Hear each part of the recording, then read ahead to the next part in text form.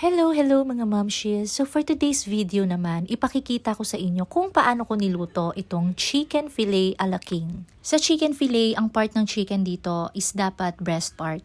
So ito nga yung breast part na nabili ko at hiniwa ko pa sa mas manipis na pagkakahiwa. At dahil wala naman akong meat tenderizer, para-paraan na lang tong ginawa ko. So binalot ko yung chicken ng cling wrap, tsaka ko naman pinukpok ng hawakan ng kutsilyo para mas matenderize yung ating chicken breast. Imamarinate ko muna yung chicken ng 15 minutes at gumamit ako ng patis, pepper, cornstarch at isang pirasong itlog. Gumamit nga ako ng cornstarch para mas maging crispy yung ating chicken fillet. Para naman sa ingredients ng ating breading mix, gumamit ako ng flour at sakto naman meron ako ritong soy garlic flavor. Dinagdag ko na siya para mas maging malasa yung chicken fillet.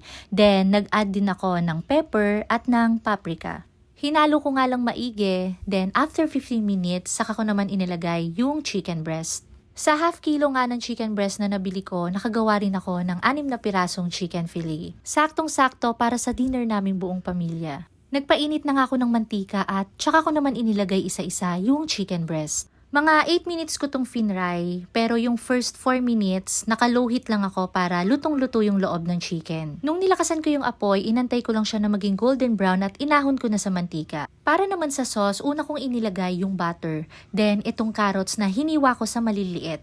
Nag-add din ako ng 2 tablespoon of flour. Itong flour makakatulong to para maging malapot or maging thick yung sauce na gagamitin ko. After mahalo maigi at natunaw na yung flour, tsaka naman ako nag-add ng 1 cup of water. Hinati ko lang yung chicken broth cubes, then tsaka ko inilagay itong half cup of Nestle cream. For seasoning naman, meron din akong dinagdag na salt and pepper.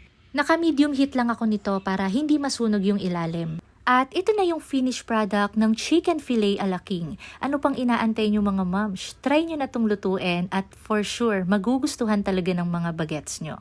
That's all for today mga momshies. Thank you all for watching.